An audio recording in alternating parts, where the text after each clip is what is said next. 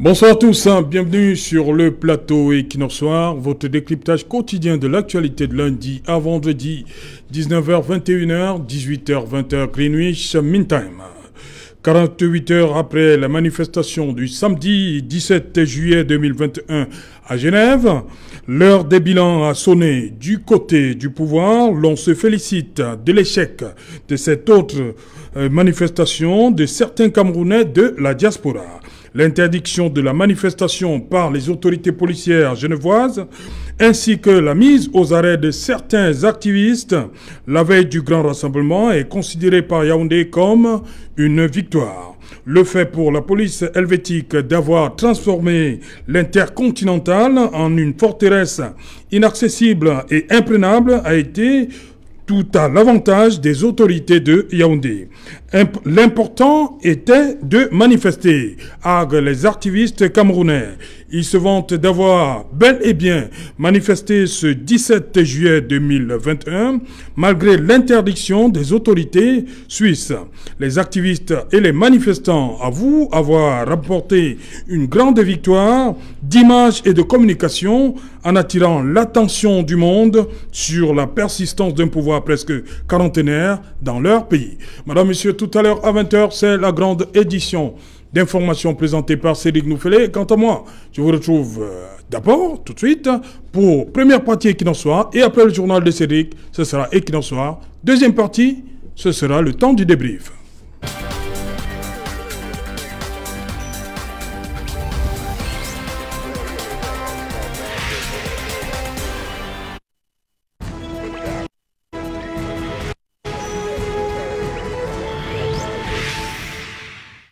Manifestation de Genève, quelles leçons pour tenter donc d'apporter une réponse ou bien des réponses à cette interrogation. Nous avons invité en plateau ce soir Charles Lisan. Bonsoir, bienvenue. Bonsoir, c'est Jean-Lotou. Bonsoir à vos nombreux téléspectateurs qui nous suivent ce soir et un bonsoir particulier à vos autres invités. Voilà. À côté de vous, maître Augustin Gueffa. Bonsoir, maître. C'est Jalin, bonsoir. Un bonsoir à tous les citoyens camerounais nommés la diaspora. Bonsoir à tous les Camerounais du territoire qui nous regardent. Bonsoir à tous mes copanélistes. Et bonsoir aux patrons de cette chaîne de télévision qui chaque jour construit la démocratie que rêve de connaître le citoyen normal au Cameroun. Voilà. Bonsoir conseiller Yedel. Bonsoir c'est Jalin et bonsoir à comment c'est habitué un conseiller Yedel.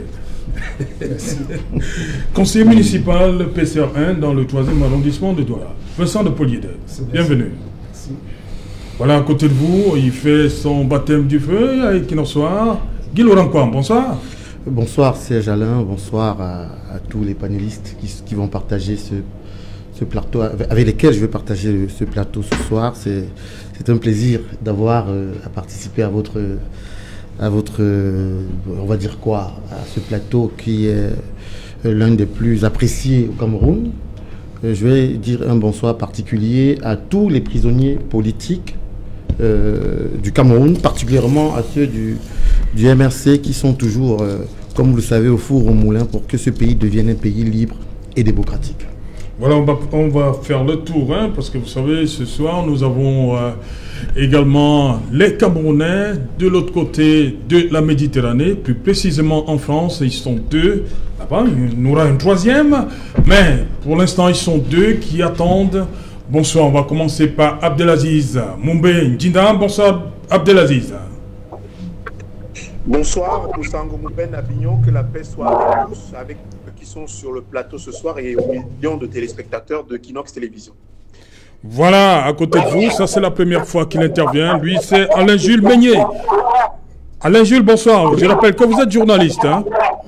Oui, tout à fait. Bonsoir, Serge Alain. Je suis très heureux d'être parmi vous ce soir. Je voudrais saluer, n'est-ce pas, tous les participants, évidemment, sur votre plateau. Et bien évidemment aussi vos millions de téléspectateurs. Voilà, je commence par vous, Alain-Jules Meignet. Il y a ce débat-là depuis samedi, victoire, échec, pour vous. Quelle appréciation vous faites de cette manifestation de Genève le samedi dernier? Bah, écoutez, ce que je peux dire, hein, tout de go, là, tout de suite, là, bon, bien évidemment, c'est que j'ai vu des gens se gargariser, n'est-ce pas, de ce soi-disant, ce pseudo-événement, cette pseudo-manifestation, c'est-à-dire des gens qui confondent en réalité la légalité et la légitimité. Bon, on peut comprendre, c'est-à-dire que ce sont des gens qui n'ont pas, n'est-ce pas, cette culture-là, ils ne maîtrisent rien. Il y a plein de saltimbanques, des suiveurs. D'ailleurs, les plaintes le prouvent, hein, les condamnations. Ça veut simplement dire qu'on est dans une espèce de cirque, n'est-ce pas, en de vision qu'il y a eu, et on se gargarise des titres d'une certaine presse, simplement des titres aguicheurs, mais qui disent en réalité absolument rien. Parce que quand on lit finalement l'article, on se rend compte que vraiment, c'est juste la titraille qui fait en réalité l'événement. Et j'ai vu ça, plein de partages sur les réseaux sociaux, et je me suis dit, finalement, là, on est carrément en plein délire, parce que de un, la manifestation était interdite, donc ils sont dans l'illégalité la plus totale, parce que quand on parle de légalité, il faut appeler le droit.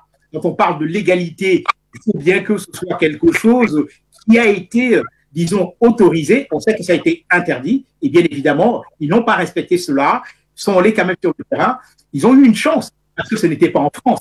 Ils ont eu une chance, parce que ce n'était pas dans notre beau pays, le Cameroun. C'est-à-dire que en France, quand vous déclarez une manifestation et que elle est interdite, vous serez simplement expulsé de l'endroit où vous voulez faire la manifestation. Les Suisses ont accepté que ces gens-là viennent à la place des nations. Bien évidemment, on se balade là-bas les dimanches, les samedis, les familles viennent.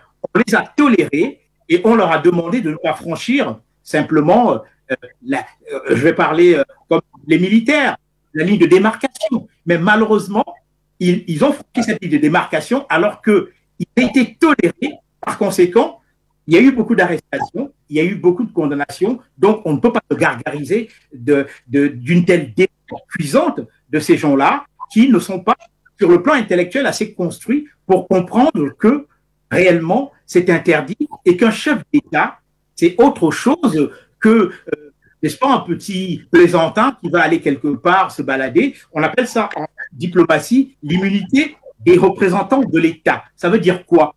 Ça veut simplement dire que ces gens-là bénéficient de ce qu'on nomme les mesures de souveraineté étrangère. Les mesures de souveraineté étrangère permettent que ces gens-là, même s'ils sont en visite privée, d'exercer leurs fonctions sans entrave. Je crois que beaucoup de gens ne savent pas ça. Ils sont surpris qu'il y ait la police, ils sont surpris qu'ils soient arrêtés, etc., etc. Donc, je crois que ce sont des gens sur le plan intellectuel qui ne sont pas construits. Et je parlais tout à l'heure de saltimbanques, de suiveurs qui viennent là. Parce que quand vous voyez les condamnations, vous vous rendez compte, mais vraiment, comment vous êtes en sans-papier, vous allez parce que vous avez franchi la frontière avec un quart, et après, vous entrez illégalement en Suisse. Ces gens ont été expulsés de cette manière-là, et parce qu'il y a eu 12 condamnations, et les 12 condamnés savent qu'aujourd'hui, revenir en Suisse, ce sera très compliqué. C'est-à-dire qu'ils peuvent revenir en Suisse clandestinement, mais s'ils manifestent encore et qu'on les arrête une seconde fois, c'est direct la prison. Il faut le savoir. Donc, il y a un juriste sur le plateau, il me démentit par rapport à tout ce que je suis en train de dire. Voilà. Merci Alain pour ce premier jet. On va rester en France. Hein, Abdelaziz, vous le voyez à l'écran. Abdelaziz, comme a dit Alain, la manifestation a certes été interdite, mais on a vu les Camerounais certains, il faut faire le distinguo, certains manifester mercredi. Comment comprendre ça? Manifester samedi, comment comprendre? C'est ça, ils s'appuient dessus pour dire qu'ils ont un point gagné pour eux. C'est une victoire, malgré l'interdiction. Vous connaissez, Serge Alain Outou, mon engagement et la clarté que je mets systématiquement à défendre le droit de manifester, consacré par le préambule de la Constitution du Cameroun, consacré également par tous les textes internationaux en la matière, puisque le Cameroun est signataire d'un certain nombre de textes et de chartes sur le plan international et dans le bloc de constitutionnalité camerounais, puisque c'est comme ça qu'on appelle le préambule de la Constitution, eh bien, des principes immuables, des principes sacro-saints, eh bien, cette liberté de manifester, elle est consacrée. dit sur votre plateau il y a quelques jours, quand vous m'avez fait l'honneur d'une invitation, que comme le 22 septembre, j'ai fermement soutenu le droit pour ceux qui avaient lancé l'appel à manifestation de manifester. Comme le 22 septembre, je suis partisan de tous ceux qui ont le droit de dire non, tant qu'on a le droit de dire oui dans notre pays, puisque systématiquement, c'est un peu la doctrine. Tout à l'heure, j'ai entendu parler de l'égalité. Au Cameroun, la question de la légitimité se pose depuis très très longtemps, depuis la période coloniale et ceux qui ont pris le pouvoir après le départ de colons, et que sous les prétextes de l'égalité, eh bien, on a consacré chez nous, à travers l'ordonnance de 1962, une dictature, une façon léonine et félonne de pratiquer le pouvoir, et puis également, à partir de 90, où les textes ont été changés, tout aussi, les Camerounais qui ont voulu et souhaité manifester, qui ne sont pas du parti au pouvoir, du RDPC, de façon plus précise, ont systématiquement été réprimés. Dans notre pays, des opposants ont été bastonnés, embastillés, parce que, tout simplement, voulant manifester. À Genève, l'autre jour, les Camerounais ont d'abord été autorisés à manifester. 2 députés suisses ont fait un débat très intéressant sur la radio-télévision suisse, un député libéral et un député de gauche, Stéphanie Precioso et le député Murat Albert. Ils ont discuté et pour mettre en relief et surtout en lumière ce que représente la manifestation de samedi. La manifestation de samedi n'est pas une victoire d'un camp contre l'autre. La manifestation de samedi n'est pas une victoire du cabinet civil de la présidence de la République qui aurait obtenu l'interdiction de manifestation contre une horde de sans-papiers, un terme abominable et exécrable que les Africains reprennent pour leur compte. Sans-papiers, ça n'existe pas dans mon jargon. Des personnes peuvent être en situation irrégulière, mais restent des personnes respectables. Des personnes peuvent être en situation irrégulière, mais restent des personnes originaires du Cameroun ou bien des Camerounais qui ont tout mon respect. Et dans le cas d'espèce, ceux qui ont des débordements, je ne peux pas soutenir les débordements. Je ne peux pas soutenir des Camerounais qui peuvent se livrer à un acte de violence. Mais je reste dans le message clair et net à travers de telles manifestations. En 2001, le président de la République, Paul Biya, avait instruit son gouvernement, notamment son ministre de la Santé, sur un certain nombre de principes, notamment en matière de santé. Il préparait ce qu'on appelle la stratégie sectorielle de santé 2001-2015, 6 ans. Et le président de la République, Paul Biya, avait dit qu'il souhaitait que chaque Camerounais puisse bénéficier de soins, quels que soient ses moyens, soins de qualité. Le président de la République, quelques années plus tard, a autorisé le ministre de l'économie à obtenir des prêts à l'étranger, à l'extérieur, auprès des bailleurs de fonds internationaux, pour mettre en place un plan d'urgence triennale. Un plan d'urgence triennale qui intervenait dans le cadre de cette stratégie sectorielle de santé, laquelle devait être profilée dans le cadre du document de stratégie de croissance pour l'emploi pour qu'en 2035, et tout au moins, puisque c'était la période de 2001-2015, pour qu'en 14 ans, notre pays puisse atteindre un certain nombre d'objectifs en matière d'infrastructures de santé. Et dans cette stratégie sectorielle de santé, il y a des principes qui ont été repris par le programme d'urgence triennale. C'est-à-dire que 2015-2018, il devait avoir la construction et une réhabilitation d'hôpitaux généraux de référence dans 8 régions du Cameroun, à l'exception de 2, c'est-à-dire que le centre et le littoral, où existaient déjà des hôpitaux généraux, donc des hôpitaux de référence. Aujourd'hui, nous sommes au sortir d'une manifestation où j'ai entendu des réclamations concernant effectivement la question de ce système de santé qui aurait permis, dans la lettre du chef de l'État, et ce qu'il a dit en 2011 lors de son investiture, que dans la République exemplaire, que le dirigeant puisse donner l'exemple. Dans le cas d'espèce, le président de la République se soigne de façon systématique à l'étranger. Ces soins lui sont prodigués à l'étranger comme ceux de M. Kavaye Dibril et ceux de M. Nyandi Fendi, les plus hautes personnalités de l'État du Cameroun. La Cour des comptes de Genève a publié un rapport sur le bilan de l'hôpital universitaire de Genève qui accueille un certain nombre de nos dirigeants. Et voilà, dans ce rapport de la Chambre des comptes qui est public, pas comme celui qui est dissimulé au Cameroun, on dit que l'unité de gériatrie, puisque le budget c'est 1 milliard d'euros, donc 655 milliards de francs CFA, on nous dit que l'unité de gériatrie c'est à peu près 150 milliards, 150 à 180 milliards. Exactement l'argent qui fait problème aujourd'hui dans ce qui nous a été octroyé par le FMI pour gérer les fonds Covid et dont on ne sait pas jusqu'aujourd'hui quelle est la destination. Autrement dit, ce que j'ai retenu de Genève, c'est effectivement l'interdiction d'une manifestation qui a été bravée par des compatriotes camerounais, mais c'est surtout les messages qui ont été passés. C'est le message de ce que dans notre pays, il faudrait que le président de la République du Cameroun, qui a plus de 60 ans dans les hautes sphères de l'État et 40 ans au pouvoir bientôt, que le président de la République du Cameroun puisse faire le bilan de sa politique en matière de santé. Comment on peut être président de la République d'un pays où en 2001, on a refilé la couverture maladie universelle, où en décembre 2012, on a prescrit à son gouvernement, suite à l'Assemblée générale des Nations unies, de pouvoir adopter les principes de couverture santé universelle. Comment ça se fait que nous soyons encore là, le 19 juillet 2021, à discuter des problèmes d'un chef d'État qui va se soigner à l'étranger? Voilà les questions principales et fondamentales qui me préoccupent par rapport à ce qui s'est passé à Genève. La question de la légalité de la manifestation, il faut la poser. Nous sommes dans des États. Et on va continuer à voir avec d'abord Guy Laurent Poire. Qu'est-ce que vous retenez de ce qui s'est passé à Genève samedi dernier? Quelle leçon? Je crois qu'il est important pour nous de le dire ici. Le mouvement pour la renaissance du Cameroun s'étonne très souvent du fait que le RDPC veut absolument lier notre mouvement aux activités qui se déroulent depuis un certain temps dans la diaspora. Évidemment, il est important de souligner aussi que cela n'embête absolument pas le MRC que le nom de Maurice Kamto soit scandé régulièrement par des Camerounais.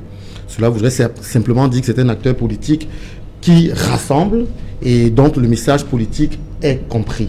Et dans ce sens-là, il me semble que nous disons tous les jours qu'est-ce que nous prévoyons pour la diaspora. C'est-à-dire que cette énorme richesse que nous avons, pour que vous vous rendiez compte, par exemple, en Allemagne, le Cameroun est pratiquement la deuxième communauté diasporique. Après les Turcs, voilà, vous avez bien compris. Donc c'est important pour le Cameroun de savoir exactement ce qu'il doit faire avec cette diaspora. Et au MRC, nous avons fait des propositions qui sont connues des Camerounais et qu'on peut répéter parce que la répétition est exactement la mère des sciences. Donc, nous disons aux Camerounais de l'étranger, à notre diaspora, qu'il est important qu'ils aient la multinationalité. On ne parle pas de double nationalité. On dit aux Camerounais que chaque nationalité est une opportunité. Donc vous êtes au MRC, vous êtes à la multi. À la multinationalité. C'est important que les Camerounais d'ici et d'ailleurs le comprennent. La deuxième chose, et c'est quelque chose qui est de plus en plus revendiqué par la diaspora, c'est un cadre formel qui leur permet de pouvoir investir au Cameroun. C'est pour ça que nous avons proposé une agence pour la diaspora. Ça veut dire cette agence serait comparable parce que l'apport de la diaspora aujourd'hui au Cameroun est supérieur à l'apport de l'Agence française de développement. Et donc, si nous avons une agence pour la diaspora, on est sûr que c'est une agence qui va non seulement tutoyer l'Agence française de développement, mais c'est une structure, c'est un organisme qui va nous permettre de faire décoller le Cameroun et nous envoyer véritablement vers l'émergence, cette fois-ci réelle, et non pas celle que le RDPC nous promet et qui semble ne jamais arriver. Revenons à Genève. C'est la dernière actualité d'ailleurs pour la diaspora. Avant, je crois qu'il y a eu une semaine ou 10 jours avant, une autre marche, une manifestation des Camerounais. Samedi 17. Je suis dans l'environnement, s'il vous plaît. Nous avons eu quelques jours auparavant une grosse manifestation des Camerounais de l'étranger qui tenaient à porter leur voix au niveau de la place parisienne. Pour vous dire quoi, ce qu'il y a eu à Genève nous fait tirer 2 leçons essentielles. La première leçon est endogène, c'est-à-dire au Cameroun. Il ne vous a pas échappé que après les manifestations, ou bien avant les manifestations de Genève et après les manifestations, il y a eu une multitude de presse qui sont sorties avec des titres. Les Camerounais manifestent à Paris, demandant à leur président de rentrer chez lui. Mais tous ces médias aussi avaient accolé à côté de ces Camerounais qui ne voulaient pas voir leur président de la République, marquer l'interdiction de la manifestation par les autorités suisses. Mais simplement, à la différence du Cameroun, où le 22 septembre, des Camerounais ont simplement, pacifiquement marché, Malgré que cette manifestation également était interdite, ça fait pratiquement 10 mois que ces Camerounais-là sont toujours dans les geôles des prisons infectes du Cameroun. Mais voyez-vous, ceux qui ont manifesté en Suisse samedi dernier, 2 jours après, on a déjà les sentences. 3 mois d'emprisonnement avec sursis et des amendes. Ça veut dire que dans un pays où les droits de l'homme sont reconnus, il est important de savoir que manifester est un droit. Et même si on va jusqu'à... interdit aussi. Hein. Même s'il y a une interdiction, voilà, et que les gars manifestent tout de même, oui, ils savent exactement à quoi s'attendre. C'est cela qu'on appelle l'état de droit. Okay. Mais est-ce qu'on peut nous expliquer pourquoi des gars sont... Parce qu'ils ont simplement voulu marcher, qu'ils ont simplement voulu exprimer leur opinion, pourquoi est-ce qu'ils sont depuis 10 mois dans les prisons du Cameroun sans pouvoir savoir quel est exactement leur sort, alors qu'il y a ici au Cameroun une règle qui encadre les manifestations, qu'elles soient interdites ou pas. La deuxième leçon, rapidement, c'est qu'il faudrait que les autorités camerounaises sachent que la diaspora c'est un nouvel acteur de la scène internationale. Il faut compter avec. Et de la scène, non pas seulement de la scène internationale, mais des rapports entre les États et donc de la diplomatie. Aujourd'hui, quand les Camerounais marchent à l'étranger, ils en ont effectivement le droit. C'est un moyen pour eux de passer le message. Nous ne sommes plus dans des carcans fermés, mais nous sommes dans un village planétaire. Et nous avions déjà pensé, nous au MRC, que le Cameroun ne doit plus rester renfermé sur lui, mais il va être ouvert vers l'international. Voilà, Vincent de Paul Guédé, ces Camerounais-là, ces activistes et manifestants, parce que tous n'étaient pas activistes, ont quand même pu braver l'interdiction. Oui, c'est des samedis. C'est le moins qu'on puisse dire. On peut quand même observer que la manifestation a été interdite. Oui. C'est-à-dire que ce n'est pas seulement au Cameroun qu'on interdit les manifestations. Même de l'autre côté, on peut les interdire. On peut quand même observer aussi, pour s'en féliciter, que les Camerounais ont pu s'exprimer librement en manifestant, bien qu'ayant bravé l'interdiction de manifester. Donc, on aurait bien... Ils ont passé un message. C'est pas ce que je veux dire. Je veux tout simplement observer les faits. Oui. Et dire que de ce côté-là, les Camerounais, bien que la manifestation ait été interdite, ont réussi à manifester. Et quelques sentences se sont tombées.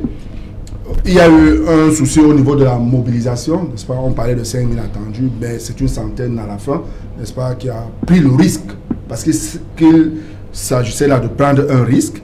Donc, il y a une centaine qui a pris le risque. Et puis, il y a eu des arrestations, quelques arrestations, et des condamnations. On aurait bien souhaité qu'au Cameroun, n'est-ce pas, que ça se passe aussi comme ça, même lorsque les gens ont bravé l'interdiction systématique actuelle est bravée, n'est-ce pas, qu'il y ait une espèce d'encadrement. Parce qu'on a quand même vu l'humanisme de la police vis-à-vis des manifestants qui étaient blessés, qui étaient couchés. Bon. Malgré tous les messages qui sortaient, tout ce que les manifestants avançaient, la police est restée quand même... Vous parlez d'humanisme? Oui, c'est-à-dire pour ceux qui étaient tombés, c'est la police qui leur a administré les premiers soins. Voilà. Et ça, c'est extrêmement important, n'est-ce pas, de se rendre compte que la police, hein, n'est-ce pas, bien un visage humain. Elle a un visage humain que l'on souhaiterait avoir ici. Ces gens de la police, ces agents de police n'avaient pas d'armes. L'État. Oui, ils n'avaient pas d'armes létales. Ça, on peut également l'observer. Mais seulement, on ne comprend pas quand même que cette diaspora qui avait organisé cette manifestation avec une mission précise, un objectif précis. Quel était cet objectif? C'était de déloger le chef de l'État de cet hôtel. Ouais. Bon. Pourquoi se gargariser dans une réussite de la manifestation? Puisqu'on parle de la presse internationale qui a fait le relais de tous les manquements qu'on observe dans la gouvernance au Cameroun. Mais c'est ce qu'on dit ici tous les jours. Est-ce qu'on devrait donc se gargariser de cela? L'image de notre pays en a pris un coup. Pourquoi les Camerounais, ceux qui disent tant aimer le pays, doivent se féliciter de cela?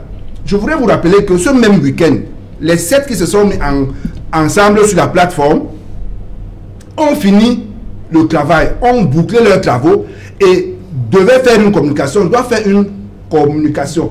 Il y a des photos qui ont circulé, mais personne du MLC ou d'ailleurs n'a relayé cette information-là pour dire que... Vous parlez de cette, vous parlez d'Hilaire Zipan, oui, Thomas Inou Damjoya, le Kabla conseil Maurice Kamto, Maurice Kabla Kamto. Libi, je suis aussi. Comment ça se fait donc que la population camerounaise a souhaité, a exigé que l'opposition travaille ensemble, qu'elle se mette ensemble pour pouvoir travailler ensemble, ce que nous avons commencé à faire. Mais alors, lorsqu'on finit une deuxième phase de notre travail, où il faut maintenant faire une communication pour rassembler le maximum et pour commencer à faire un plaidoyer et un lobbying, que ceux qui sont avec nous, n'est-ce pas, choisissent une autre voie. Parce qu'il est clair, lorsqu'on entend le représentant du MLC ici, il essaie de justifier et d'expliquer. Et on a clairement vu dans cette manifestation, quoi qu'ils disent, on a clairement vu dans cette manifestation l'implication des militants du MLC. Alors, nous, on ne comprend pas cette manière de se comporter. Vraiment, il faut être clair. Le PCRN a dit, nous sommes un parti légaliste et nous avons fait une option, celle des urnes. Nous ne comprenons pas cette option de la révolution là, de ceux qui sont avec nous pour parler de la réforme du code électoral, mais qui en même temps sont dans l'option, n'est-ce pas, de la rue. On ne comprend pas cette manière de procéder là. Donc, pour ce qui est de cette diaspora, je dis encore que on aurait souhaité qu'elle se déplaçât même ici au Cameroun pour venir faire ces manifestations. Nous espérons que les autorités qui ont souhaité que les Camerounais ne manifestent pas à l'extérieur, mais viennent le faire ici, vont donc accepter que l'on puisse faire des manifestations pacifiques ici. Et quand bien même on les aura interdit qu'il y ait un traitement humain et qu'on ne se retrouve plus avec des centaines d'arrestations, qu'on ne se retrouve plus avec des gens qui sont en prison sans condamnation. Ok. Charles Lisan, le 17, vous avez eu peur à un moment avant le 17, cette date-là, pour les messages qui venaient par rapport à... Parce qu'on a vu l'Assemblée sortir, on a vu le ministre directeur du cabinet civil sortir, on a vu le ministre Sadi sortir, on a vu Cavaillé Yégué Dibril sortir par rapport à la sécurité du président. C'est Jalot, tous ces noms que vous avez cités, je n'ai pas suivi Jean Kouité. Je suis ici représentant du RDPC. Mais le secrétaire général adjoint s'est exprimé. Il parlait pour le nom du parti. Quel président? Ok. De quoi, vous avez cité Cavaille, c'est le président. Il n'est pas du RDPC. Laissez-moi parler. Vous avez cité Cavaille, c'est le président de l'Assemblée qui s'est exprimé. Il n'est pas du RDPC. Je n'ai pas suivi Grégoire, secrétaire général adjoint du RDPC, parler. Je voudrais qu'on fasse le distinguo, en fait. Si, il a fait une tweet. Je peux? Si, bien sûr. Allez-y, Charles. Je voudrais vous faire comprendre que le RDPC que je représente ici n'a pas eu peur. Et maintenant, si le RDPC a eu peur, ce n'est pas un militant du RDPC qui s'est exprimé. Le RDPC reste focus sur le renouvellement des organes de base qui arrivent. Après, en Genève, c'était un non-événement. À ce qui concerne le RDPC, je vais vous dire pourquoi, je vais répondre à votre question. Oui. Ce qui s'est passé à Genève, c'est la comédie qu'on voit tous les jours, et je viendrai. Maintenant, pour répondre à cette question, les leçons de Genève, je voudrais dire à mon frère que mon beau, tu n'as pas encore pleuré. Tu es surpris aujourd'hui de dîner avec quelqu'un qui fait autre chose, quand vous faites autre chose, mais quand vous avez commencé les travaux, c'est le numéro 2 de ce parti-là qui a tiré sur Cabral. Tu te rappelles. Donc, vous êtes surpris. Maintenant, je viens à ce qui s'est passé à Genève. Moi, j'ai une littérature intellectuelle que j'appelle, qui est l'accessoire qui est sur le principal. L'accessoire, c'est quoi pour moi? C'est la comédie qu'il y avait à Genève en 3 dimensions. 1. C'était des oisifs, et j'exprime mes mots. Quelle est cette diaspora-là? Parce que monsieur Kwam a parlé ici de diaspora. C'est Yalon tout. Quel est ce Camerounais-là? Oisifs? Oui, j'y arrive. C'est-à-dire, pour moi, c'est des gens. C'est-à-dire, quels sont ces Camerounais-là dont on parle? Parce que parfois on est surpris d'entendre des Camerounais, et quand on les inculpe, ils ont la triple nationalité. Là, ils sont plus Camerounais. C'est-à-dire, c'est terrible quand même. À un moment donné, on se demande, est-ce qu'ils sont Camerounais ou ils ne sont pas Camerounais? Parce que quand ils sont inculpés, ils ne sont plus Camerounais. Et ils ont la nationalité suisse, ils sont belges, ils sont français, ils sont britanniques. Ils ne sont plus Camerounais. Mais, quand il faut manifester, c'est des Camerounais qui sont manifestés. Ah, c'est dingue. La deuxième chose, j'avais lu un journal ici qui parlait de la traque aux faciès. Je voudrais que pendant qu'on appelle les 12 inculpés, qu'on lise aussi qui étaient inculpés. Kenta Emmanuel, Émilie Sandiandile, Toko André, Tchobou Stéphane, Monkan Gislain, Wancho Fosso Robert, Tchamédou Stéphanie, Ketchacha Kodjo Serge, Domotro Bissav, Kameni Josette, Djetan Lankwa André, Ngalo Joséphine, Djemo Alexandre. Je ne vais pas terminer. C'est pour dire que autant on a parlé de la presse ici, autant cette presse qui avait relayé à un moment donné les arrestations au faciès, ou la traque au faciès au Cameroun, et 2 jours plus tard, Bis Petita avait dit qu'on ne fait que relater les faits, relater aussi les faits.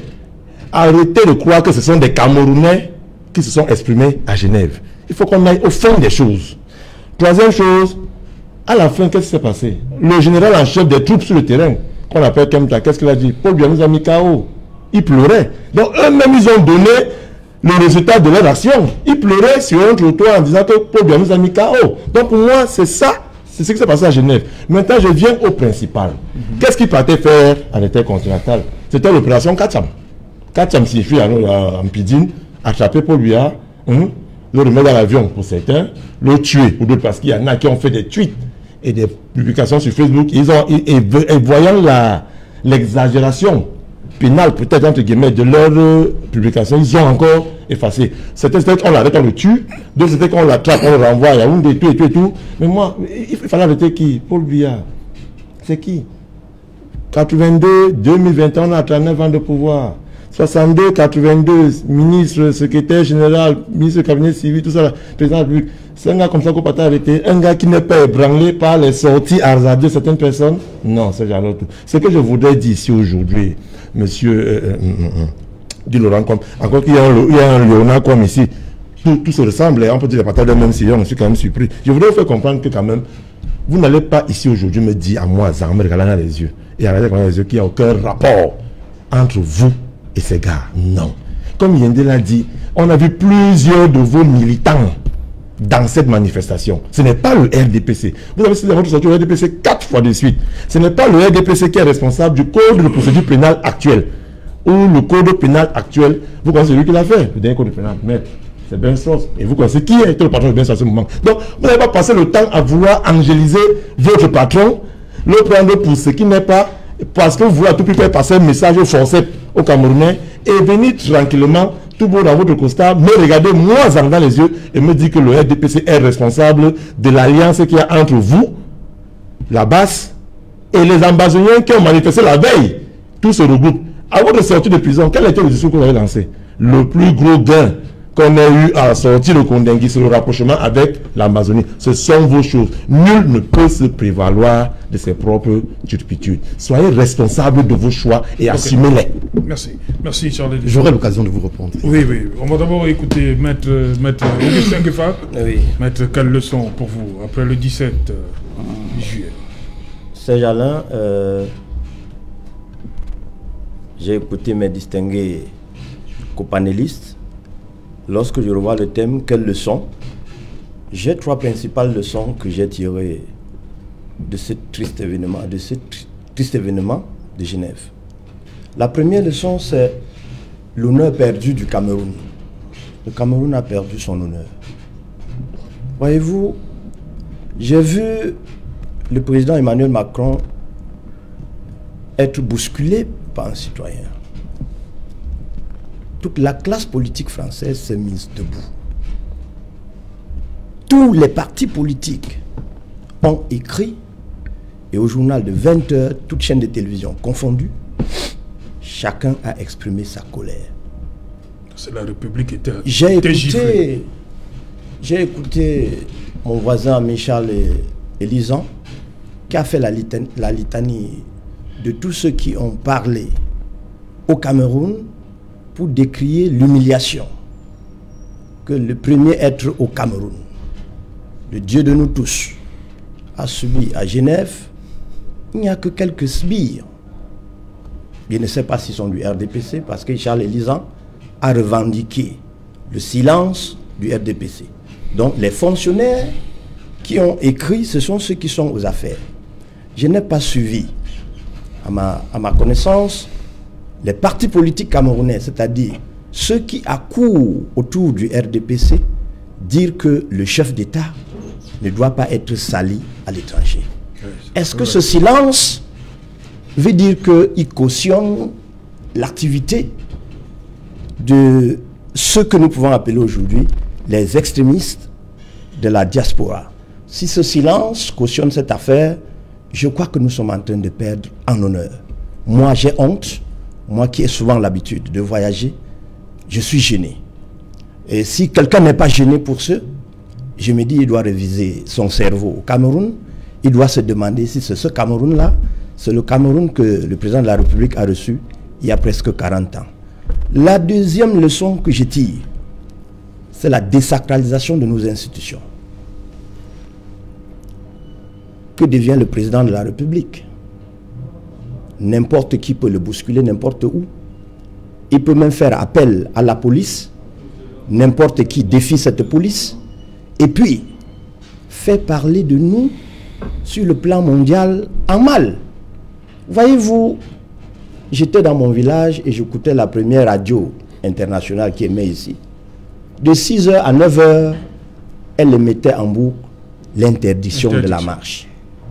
Un homme normal au Cameroun devait un peu dire, son cœur devait respirer. Parce que voyez-vous, l'honneur perdu, est-ce que cela peut vous rattraper cet honneur? Cette désacralisation m'a gêné énormément. Cette désacralisation va d'autant plus que j'ai regardé ce que faisait le Mami Wata là-bas, sur le drapeau du Cameroun. Je me suis dit, est-ce que c'est notre vert ou jaune? Et quand je pense au vert ou jaune, pour ceux qui aiment le football du Cameroun, vous savez que nous croyons tellement à notre drapeau que quand ce n'est pas le maillot vert, rouge, jaune, quand c'est celui qui vient jaune là, ça ne nous dit pas grand chose. Mais j'ai vu comment on a piétiné ce drapeau. On a marché sur notre étoile. On a pulvérisé de l'eau sale sur notre drapeau à Mondovision. Les députés ont commenté, les grandes presses ont commenté. Je me suis dit, voilà comment on désacralise nos institutions. J'ai eu mal. J'ai encore cette douleur. La troisième chose que je vais tirer, c'est la fragilité de la diplomatie camerounaise. Voyez-vous, elle a fait tout ce qu'elle a pu faire. Elle a pu obtenir son petit résultat. Qui était l'interdiction? Qui était l'interdiction. Mais voilà, ça n'a pas empêché que l'événement se tienne. Et l'événement s'est tenu. Et c'est pourquoi nous sommes sur ce tableau, sur ce panel, et chacun est en train de dire ce qu'il doit dire, en son français bien approprié, avec son vocabulaire bien choisi, avec ses mots indiqués. Ça écrit en anglais, ça écrit en français, ça écrit dans les journaux, ça parle à la télévision, chacun y va de son analyse. J'ai dit que j'ai eu mal. La troisième chose, c'est l'incapacité du pouvoir en place à régler les problèmes de la République. Maître, une minute, on va prendre la direction de Paris, parce qu'il est également là. C'est nous faire rapidement. Nous allons prendre Sandy Boston. Elle va prendre son avion tout à l'heure pour rejoindre le Royaume-Uni.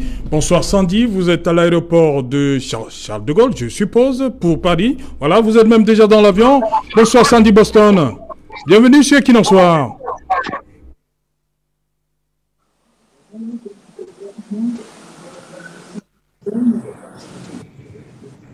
Allô? Quelle leçon pour la manifestation de samedi dernier? Une réussite? Dans votre cas, vous parlez de réussite. Parce que l'essentiel pour vous, c'était de manifester.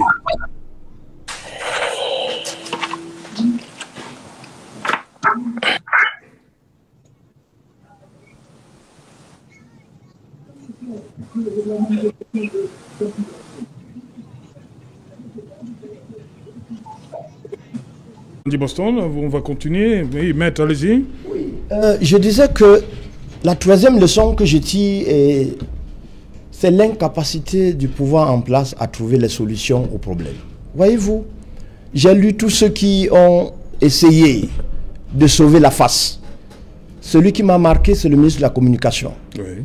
C'est quelqu'un, qu'on le veuille ou pas, il a tenté de sauver cet honneur qui était piétiné.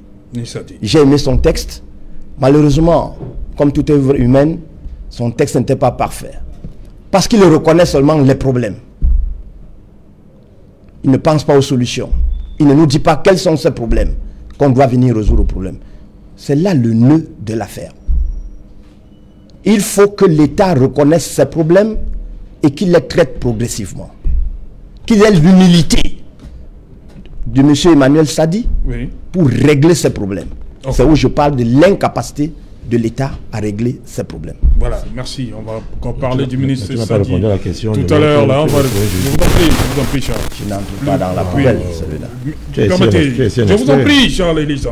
Voilà, on va parler du ministre Sadi tout à l'heure, sa visite à Equinox Télévision. Dans le journal de Cédric Noufélé. Bonsoir, Cédric.